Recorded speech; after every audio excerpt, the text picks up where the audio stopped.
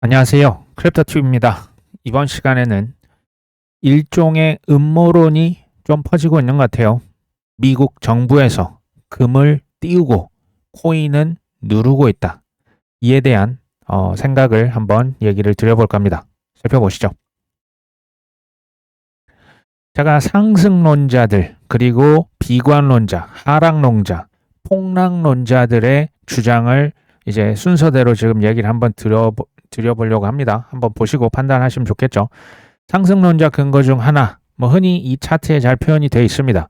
쉽게 글로벌 M2, 글로벌 유동성이 가장 먼저 오르고, 그 다음에 금이 대략 한 80일 주기로 오르고, 그 다음에 그 뒤를 비트코인이 따라가더라. 근데 비트코인은 지금 많이 못 따라가고 있죠. 그래서 이런 식으로 결국 올라가지 않겠냐 이겁니다. 금 대비한 비트코인 차트도 우리가 눈여겨볼 만합니다. 결국 비트코인이 금의 시총을 넘어설 것이다. 이건 이제 장기적으로 저는 당연히 가능하다고 봅니다. 근데 현재 금 대비 비트코인이 이게 지난 한 4년, 5년간의 차트를 보니까요.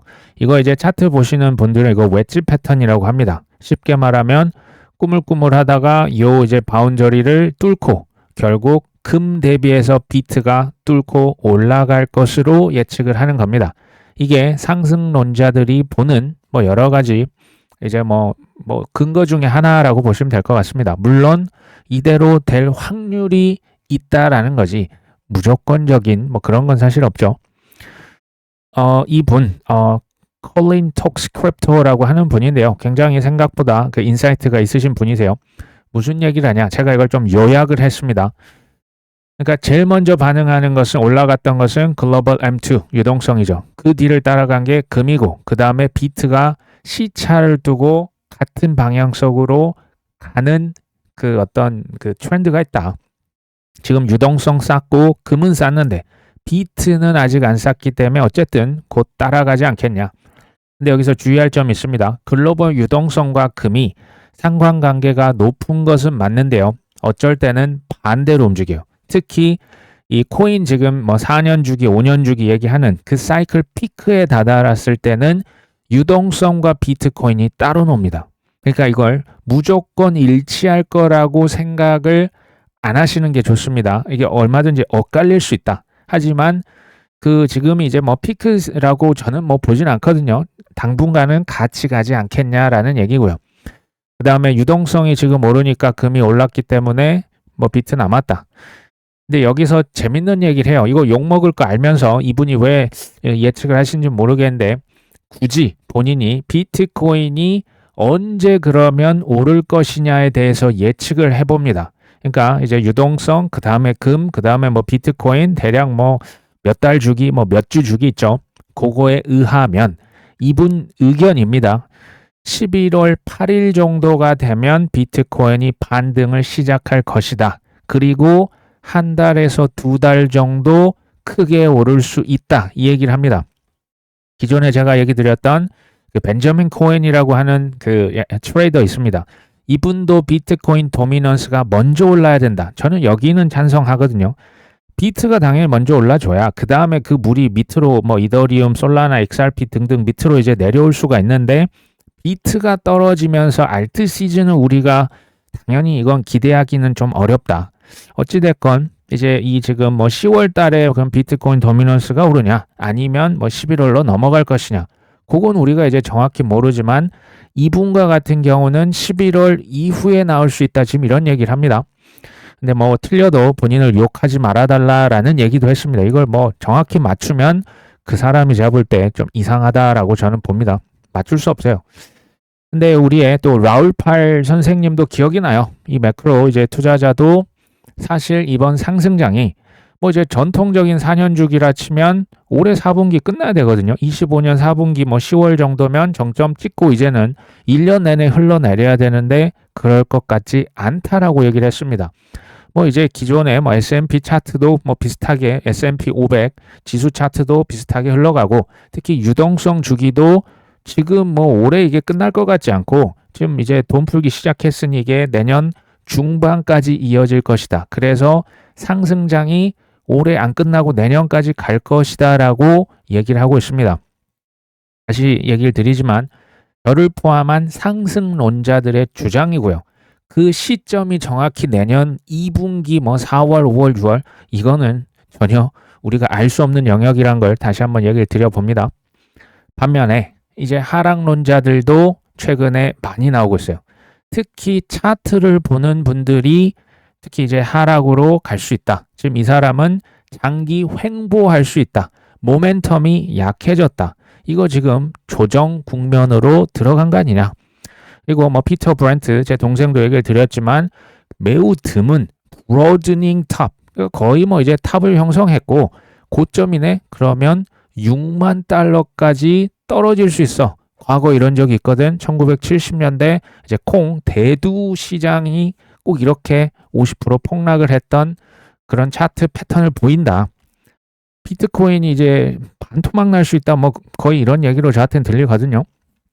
제가 오랜만에 비트코인 가격 차트를 업비트에서 한번 가져왔습니다. 보시면 여기 그간 이제 비트코인 차트를 좀 그냥 길게 보면 이제 엘리엇 파동 이론에 의하면 1파, 2파, 지금 3파가 진행 중이다. 3파가 제일 강력한 상승 맞습니다.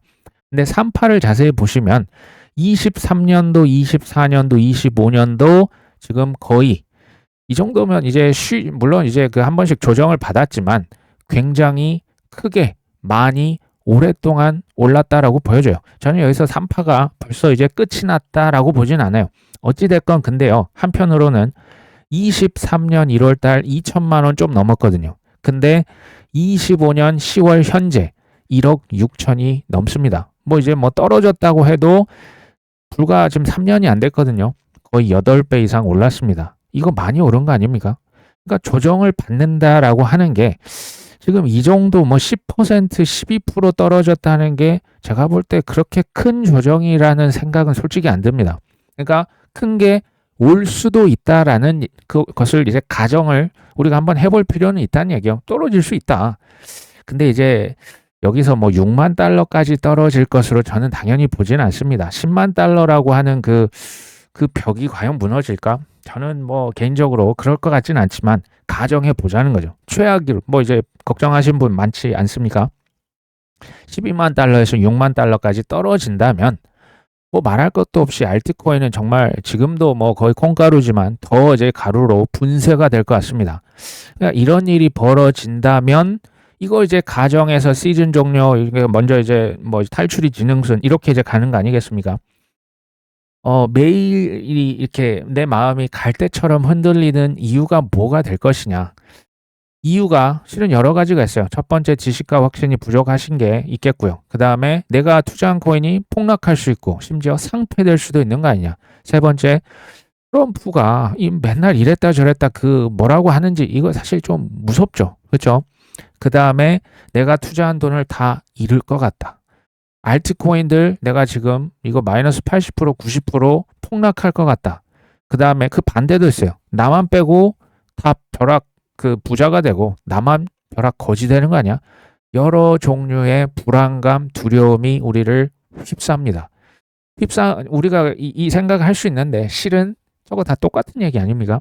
사실 다 똑같은 얘기예요. 사실은 1번에서부터 잘못되면 2번, 3번, 10번, 20번, 30번까지 갈 수 있어요.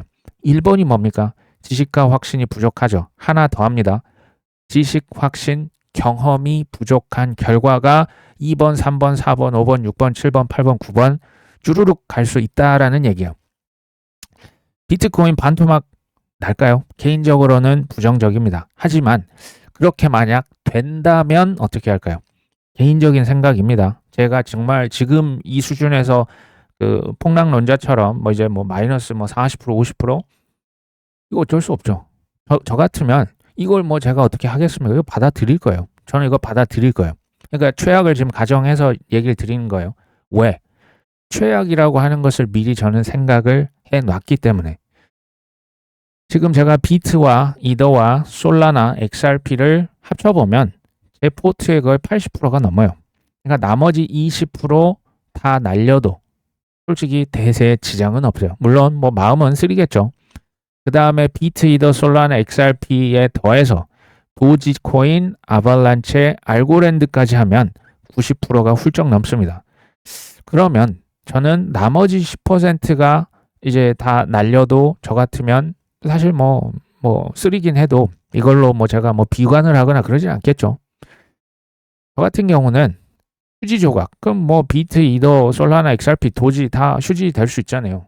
저 같은 경우는 이걸 파는 게 아니고 최선을 다해서 바이 더 딥을 할 겁니다. 방법을 찾겠죠.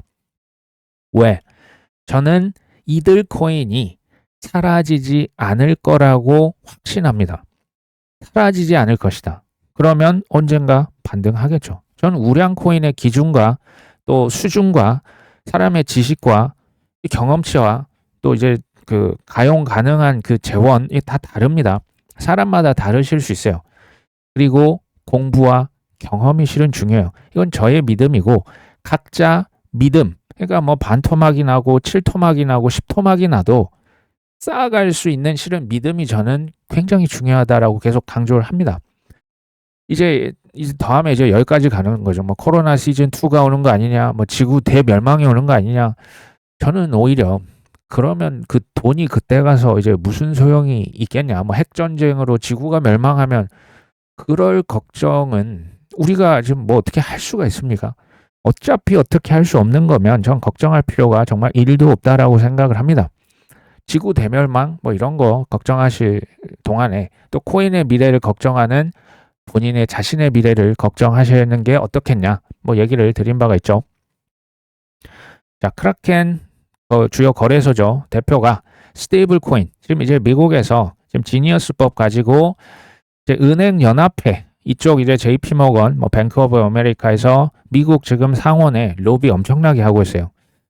이자를 준다더라. 은행은 스테이블 코인 이자 이제 주면 안 된다라고 막아놨는데 이제 거래소에서는 스테이블 코인 맡겨놓고 사실 이자 받거든요. 이걸 보상이라고 하는 용어는 다르지만 그러니까 서로 지금 티키타카가 일어날 수밖에 없습니다. 스테이블 코인 이자 지급이 은행의 해악이라고 주장한 은행가 협회에서 지금 발언에 대해서 이건 불합리하다. 왜냐하면 이게 누구한테 해악이 되냐. 소비자들은 자산을 어디에 보관하고 어떻게 활용할지 스스로 결정할 수 있는 권리가 있다. 은행에 스테이블 코인을 맡기든 전통 거래소에 맡기든 이거 본인이 선택하는 거 아니냐. 그리고 여기서 핵심은 전통은행은 고객 자산으로 이익을 얻으면서도 그 수익을 공유하지 않았지만 이거 누가 공유합니까? 은행에서. 암호화폐 산업은 이제 모든 그 서비스를 이제 다 개방을 하고 있다. 웹3가요. 우리가 지금 잘 모르면 두렵고 잘 모르면 이제 불안한데요.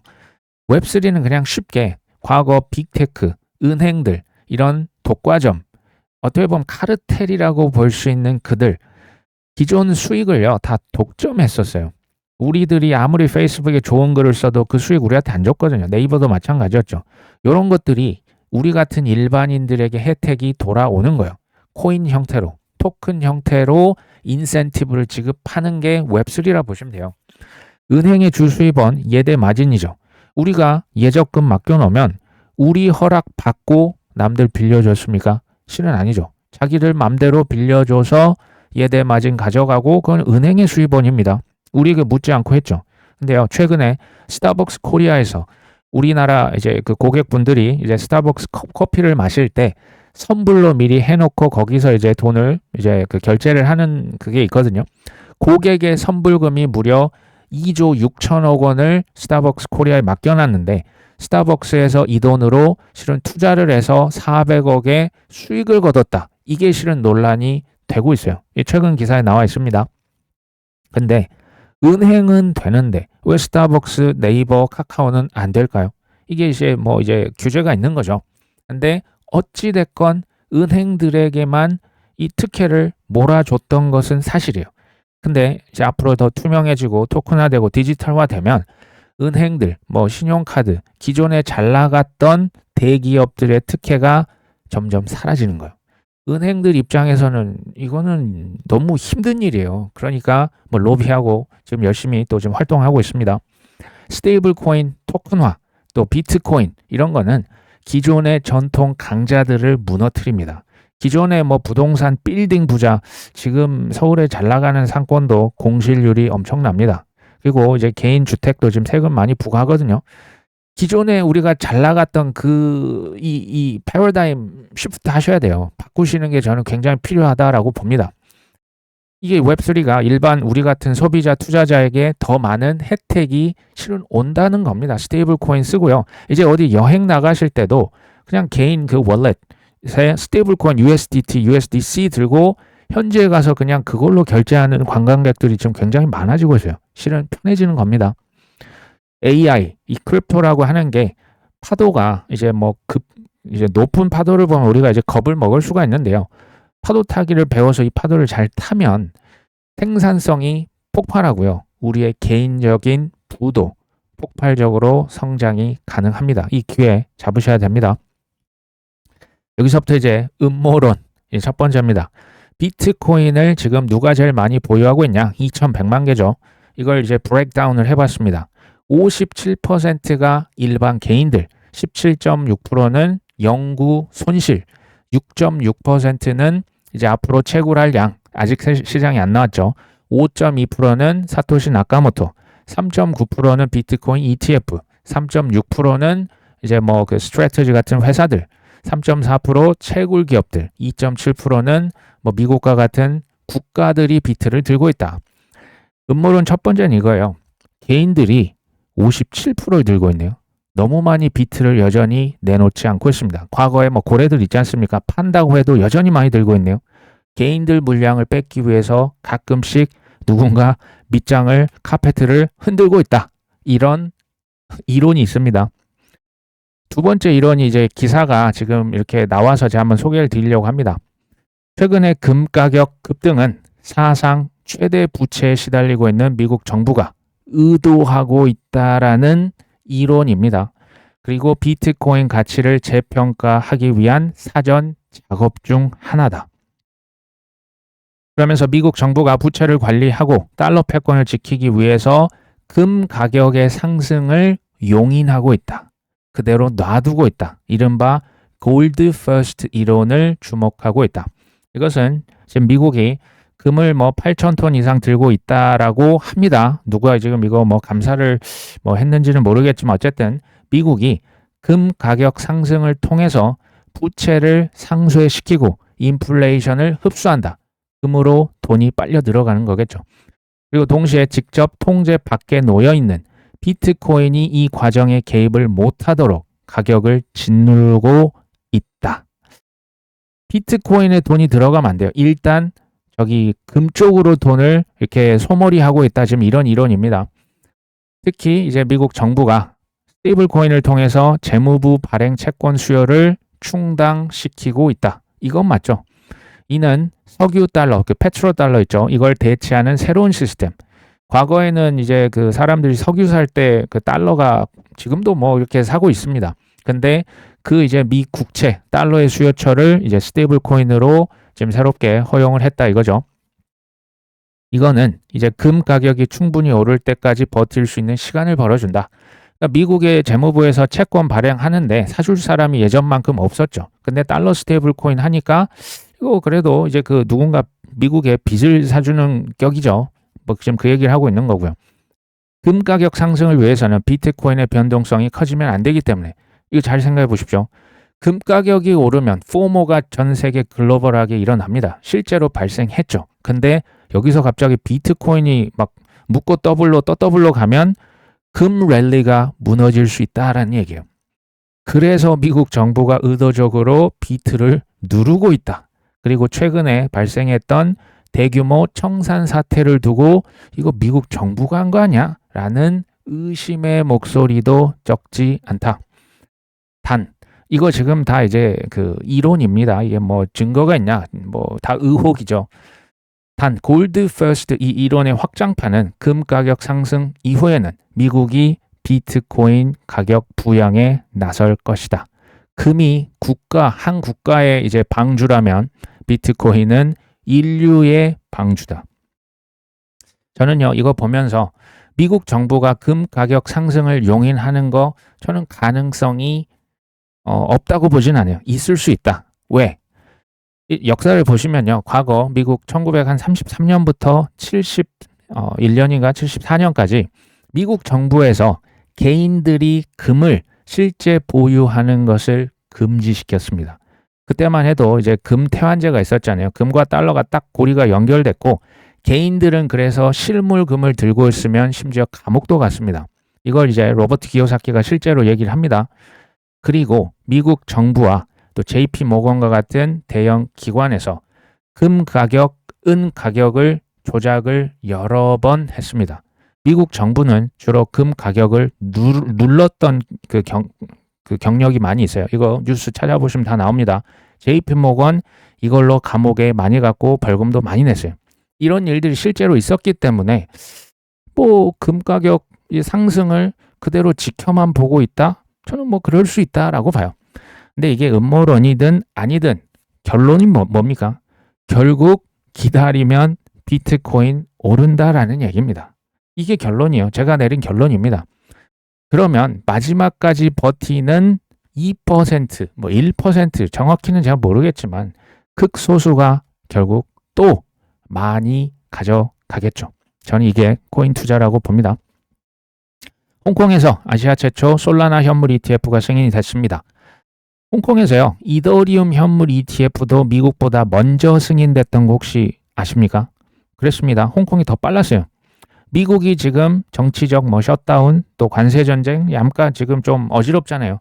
요것을 틈타서 홍콩에서 지금 솔라나 현물 ETF 먼저 어떻게 보면 선제 공격을 한 거죠. 먼저 승인했어요. 현재요. 오락가락하는 트럼프의 말을 믿으실 겁니까? 아니면 이런 실제적인 행동에 좀 더 진실에 가까울까요? 생각해 보시면 당연히 트럼프 말을 믿을 게 못 됩니다. 오히려 우리를 혼란에 빠뜨릴 수가 있겠죠. 저는 트럼프 1기 그때도 뭐 관세 전쟁이 있었고 그때도 이제 고관세 뭐 강달러에서 약달러 뭐 비슷한 움직임이 지금 재현이 되는데요. 제가 봤을 때는 디스코 팡팡 버전 2입니다. 업그레이드 됐기 때문에 투자가 제가 볼 때는 훨씬 더 힘들어졌다라는 생각도 사실은 듭니다. 근데요, 이걸 또 트럼프 대통령 입장에서 생각을 해보면 샴페인을 일찍 터트리는 거, 지금 시장 소위 말해서 뭐 이제 주식만 오르는 게 아니고 코인도 오르고 좀 다 같이 부동산도 오르고 이거 너무 일찍 터트리는 것은 오히려 트럼프 대통령 입장에서는 불리할 수도 있어요. 내년 6월 달에 비둘기 연준 의장이 오기로 지금 뭐 현재로서는 크리스토퍼 월러 그 이제 그 부의장입니까? 그분이 오실 것 같아요. 지금으로서는 내년 11월이 중간 선거라고 하면 아직 좀 기간이 남았잖아요. 그리고 트럼프 대통령 임기가요. 올해로 끝이 아닙니다. 25년, 6년, 7년, 8년까지요. 그러니까 초반기에 너무 시장 이제 세게 이제 상승하고 그 다음에 계속 흘러내리면 글쎄요. 안 그래도 안 좋은 민심이 유지가 될 수 있을까요? 한번 그냥 생각을 해봤습니다. 우리나라 뭐 국민의힘에서 스테이블 코인 도입이 필요하다. 이제 법이 민주당에서 많이 발의를 했는데 여기에 지금 하나를 또 추가를 했어요. K 지니어스법을 발의할 것이다. 제가 얘기를 드린 바가 있습니다. 한국, 일본, 중국 결국에는 미국의 방식을 그대로 따라할 것이다. 이제 입법 지금 법 이름이 똑같죠. 지니어스법인데 앞에 K자만 붙인 겁니다. 저는요. 원화 스테이블 코인 이거 빨리 진행해야 된다고 봐요. 해외 사용처. 우리나라도 물론 씁니다. 근데 해외 사용처를 늘릴 수 있는 빠른 그 입법과 전략이 필요하다. 제가 이제 가끔씩 서울의 주요 관광지를 한번 나가 보거든요. 혹시 나가 보신 적 있으십니까? 지금 외국인들이요. 뭐 이제 소위 핫플만 있는 게 아니고 그냥 서울 전역에 퍼져 있다라고 밖에는 보이지 않을 정도로 너무 많아요. 외국인 정말 많아요. 특히 이제 캐대언 이것 때문에 뭐 남산 저기 뭐 동대문도 가 있고요. 저기 경복궁 뭐 광화문 장난 아닙니다. 저는 딱 드는 생각이 이분들을 강제로 이제 원화 스테이블 코인 어차피 환전하셔야 되니까 이거 쓰게끔 하면 어떨까 하는 생각을 해봤습니다. K 콘텐츠, K 뷰티, K 방산, K 의료, 뭐 수술하러 성형수술도 많이 하러 오시거든요. K 어떤 음료수, K 음식 이런 것들 해가지고 사용처를 늘리면 어떨까라는 생각이 듭니다. 어쨌든 지금 바이낸스에서 고팍스를 품었죠. 이제 한국에서 재무팀 실무 담당자를 뽑습니다. 3년에서 5년 경력자, 소위 말해서 이제 빡세게 일을 시킬 수 있는 뭐 대리급 뭐 사람을 뽑는 것 같아요. 언제 불장이 오냐? 요건 이제 정확히 바이낸스가 알겠습니까? 아무도 몰라요. 하지만 불장이 온다라는 것은 확신하는 듯 보입니다. 애널리스트가 뭐 1년 내 200종의 암호화폐 ETF, 그러니까 ETP가 출시가 될 것이다. 에릭 발추너스가 얘기를 했죠. 저는 이 생각을 합니다. 모두 큰 돈을 벌려고 이제 수수료를 벌기 위해서 코인 ETF 누군가 미국에서 신청을 한 겁니다. 그렇죠? 근데 두 번째, 모두가 큰 돈을 벌 수 있을까요? 가게가 이제 장사를 해서 수익을 남기기 위해서 지금 ETF 파는 가게들이 지금 막 신청을 했는데 그분들이 그 가게들이 다 성공한다? 아닐 거예요. 대부분 또 장사가 잘 안 될 거고 소수에 집중이 되지 않겠냐.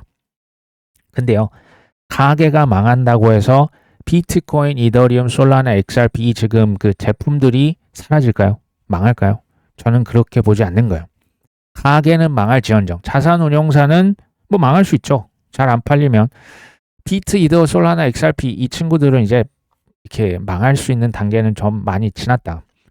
블랙락, 피델리티, 뭐 그레이스케일, 뭐 모건 스탠리 모르죠. 사람들이 선호하는 기관들이 있을 겁니다. 저쪽에 아마 이제 그 신청하면 그쪽 위주로 해서 이제 상품들이 많이 팔려 나갈 겁니다. 유동성이 지금 정말 급격하게 늘어나고 있거든요. 유동성. 근데 여기에 명확성이 이제 들어옵니다. 조금 딜레이는 되고 있어요. 뭐 셧다운 등등 이유로. 제품이 200개가 나온다고요. 내 코인이 기다리면 결국 오르지 않겠냐라는 얘기입니다. 실제 155개의 ETF가 뭔가 살펴봤더니 솔라나가 제일 많아요. 23개가 신청이 됐고요. 비트코인 23개, XRP 20개, 이더리움 16개, 바스켓은 여러 개 묶어서 파는 지수입니다. 지수 ETF가 10개, 라이트코인, 아발란체, 도지코인, 폴카닷, 세이, 헤데라, 스위, 바이낸스 코인, 칼다노, 니어 프로토콜, 체인링크, 트럼프, 그 외 등등등 총 155개가 현재 신청이 되어 있습니다. 왜 이렇게 저는 그리고 ETF가 많이 신청이 되어 있는 코인 위주로, 그러니까 뭐 지금 10개, 뭐 5개, 4개, 뭐 도지코인, 뭐 폴카닷, 뭐 한 4개, 5개, 10개 이렇게 좀 복수적으로 많이 들어간 솔라나, XRP 마찬가지고요. 왜 이런 코인일수록 좀 더 좋겠냐? 많이 팔릴 것 같으니 기관들이 수요가 높을 것 같다라고 추정을 해서 신청이 지금 몰렸겠죠. 그렇죠? 근데 얘를 또 한번 들어봅니다. 솔라나가 지금 23개 ETF가 신청이 됐는데 다 잘 될까요? 전 다 잘 안 될 거라고 봐요. 어떻게 다 잘 되겠습니까? 지금 어떻게 보면 경쟁이 너무 치열한 거죠. 우리 입장에선 좋은 거예요. 왜냐하면 수수료 경쟁을 할 수도 있고 뭐 이제 뭔가 우리에게 뭐라도 더 주겠죠. 근데 우리 같은 경우 일반 지금 구독자분들 같은 절 포함해서 지금 뭐 솔라나를 ETF로 사실 분 혹시 계십니까? 우리들 대부분은 이미 솔라나, XRP 다 들고 계시잖아요. ETF 회사가 몇 개가 들어올지 혹시 상관이 있습니까? 이거 전혀 관계없어요. 이미 우리 지금 들고 있잖아요. 그렇죠? 앞으로 벌어질 일인 거예요. 묵묵히 우량 코인들 비트, 이더, XRP, 솔라나 묵묵히 지켜내는 것도 실력입니다. 그다음 잘 모으셨다면 전 세계 큰 손들이 우리 코인들 가만히 있으면 가격을 올려줄 것이다. 이걸 보고요. 네이트 제라시, 이분 유명하신 분이에요. 20년 이상 업력이 있습니다. ETF 신청 리스트를 보더니 한마디를 딱 던집니다. 본인이 봤을 때 불티나게 팔릴 것 같은 ETF가 있다. 그것은 바로 인덱스 ETF다. 선언을 합니다. 지수 ETF가 highly bullish하다. 왜냐? 기존 전통 투자자 입장에서 이분이 얘기를 합니다. 이들 전통 투자자들이 이더리움이 뭐야? 솔라나가 뭐야? 도지코인이 뭐야? 이거 하나하나 절대 시간 들여서 공부를 할 수 없을 것이다 라고 단언을 합니다. 그러면서 그들의 선택은 이게 지금 신생 자산 클래스라고 하는 것을 생각하셔야 돼요. 좀 우리 지금 뭐 5년, 7년, 8년 이렇게 되신 분들이 아니고 좀 갑툭튀 새로 나온 이 자산, 그것도 싱글 코인, 하나의 코인에 집중 투자를 한다. 요거는 조금 이제 위험하고, 또 비트코인은 몰라도요. 특히 알트코인 같은 경우는. 그래서 분산형 투자를 할 것이다. 이게 뭐다? 지수 ETF가 될 것이다. 예를 들면 탑 10 코인에 이제 뭐 비트 이더에 뭐 70, 80% 하고 나머지 쭉 섞어 놓는 거. 요런 것들에 먼저 우선적으로 돈이 들어올 것이다. 본인면 그러면서 무조건이다. 뭐 이런 얘기를 해요. 전 일리가 있다라고 봐요. 그렇게 될 것 같아요. 우리가 개별 주식 혹시 하시는 분 계시죠? 사실 개별 회사의 주식을 산다라는 것은 기본적으로 손익 보고서, 뉴스, 리포트, 뭐 책, 유튜브 이거 보시고 공부 많이 하신 다음에 실은 개별 종목을 선택하는 거 아닙니까? 그렇죠? 근데 잘 모르고 복잡하고 시간도 없고 난 귀찮고 이러면 이제 그냥 S&P 500 지수, 나스닥 지수 아니면 잘 나가는 AI 섹터 ETF 이런 거 사시겠죠. 그렇죠? 똑같은 거예요. 코인도 크립토 지수 ETF가 나오면 뭐 탑 10 코인, 탑 5 코인, 탑 20 코인 그러면요. 그들 입장에서 생각하면 이건 단순히 그냥 분산화 효과뿐만이 있는 게 아니고 사고 파는 거 그냥 기존 ETF랑 똑같죠. 그리고 별도의 어떤 뭐 계좌를 만들 필요가 없어요. 그리고 기관은 규모가 큽니다. 그거 누군가 보관을 거래소에 맡기고 싶은 기관 별로 없을 거예요. 기존에 쓰던 뭐 모건 스탠리 계좌, 블랙락 계좌 그대로 쓰는 거예요. 그 다음에 세금 이슈도 별도로 뭐 신청서에서 이게 아니에요. ETF 기존의 증권 계좌랑 똑같아요. 그들 입장에서 전통 투자자 입장에서는 크립토 이 지수 ETF가 이거는 선택지가 될 수밖에 없다. 저는 그렇게 봅니다. 압도적으로 편리합니다. 저는 이 의견에 그래서 동의를 합니다. 제 동생도 이거 얘기 드렸죠. 중국에서 연말까지예요. 이거 되게 중요해요. 연말까지 100조 원을 시원하게 풀어줄 것이다. 지금 중국에요. 돈을 풀어도 내수가 다 죽어서 살아나질 않는다라고 해요. 내수가 무너져요. 내수를 확대하고 투자를 직접 투자할 것이다. 뭐 여러 가지 분야에 직접 투자를 하고 대출이 아니고요. 직접 투자합니다. 그러면 이게 이제 마중물이 돼서 각 분야로 신용 확장이 일어날 것을 기대하고 있다고요. 지금까지 3천억 위안을 풀었고요. 연내 한두 달 내에 5천억 위안을 추가로 풉니다. 이게 그럼 한 8천억 위안인데 요거 한 3배 이상의 사회 융자 효과를 기대한다. 이건 뭐냐? 그러니까 돈을 투자하면 돈이 더 이제 사회 전반으로 이제 그 모세혈관, 지방까지 이제 더 이렇게 돈이 돌아다닐 수 있도록 이게 경제가 좋아지는 거잖아요. 요걸 기대하고 돈을 시원하게 푸는 거죠. GDP 경제 성장률 5% 목표를 위해서 지금 돈을 정말 엄청나게 풀고 있어요. 중국만 그런 게 아닙니다. 제 동생 얘기 드렸죠. 제 예상컨대 지금부터 내년 모르겠어요. 뭐 중반일지 내년 하반기 갈지 모르겠지만 물이요 콸콸콸 쏟아질 거예요. 이게 유동성이거든요. 그러면 그리고 지금 코인 기업들 제가 계속 얘기 드리지 않습니까? 지금 뭐 미국 저 은행연합회랑 싸우기 위해서 코인베이스 CEO다 뭐 리플 CEO다 지금 뭐 연준 회의 바빠요. 로비도 하고요. 직접 가서 법을 만드는데 지금 어떻게 보면 가이던스를 주고 있어요. 클래리티 법 이렇게 만드세요라고 하고 있어요. 코인 기업들 기업 지금도 사고 있어요. 그리고 땡땡 코인 지금도 실은 삽니다. 뭐 비트마인 뭐 이더 질라 있습니까? 계속 이더리움 사고 뭐 솔라나 사고 그리고 IPO 지금도 추진하고 있어요. 그리고 제휴 지금도 이제 네이버 업비트 같은 그런 어떤 제휴 뭐 인수가요. 전 세계적인 현상입니다. 왜 할까요? 한번 가만히 생각해 보시면 좋을 것 같아요. 결국 이제 진짜 믿음인 것 같았지만 조정이 깊어지고 길어지면 하나 둘씩 떠나갑니다. 결국 가짜 믿음은 사라지고 진짜 믿음의 투자자 이분들에게 큰 보상이 누르고 흔들었다가 한꺼번에 저는 안겨줄 거라고 봅니다. 한번 그 주인공이 우리 구독자분들이 되셨으면 좋겠습니다. 오늘 방송은 여기까지 합니다. 끝까지 시청해 주셔서 감사합니다.